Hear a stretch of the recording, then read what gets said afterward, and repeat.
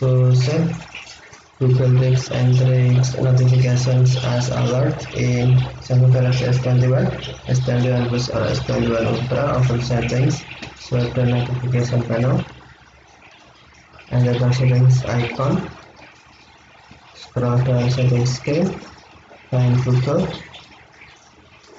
and then tap Google Services. Scroll down screen, tap settings for Google Apps, and then tap search assistant and voice.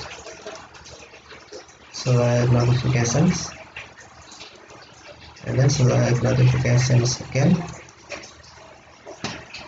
Tap tips and tricks, and then select alert.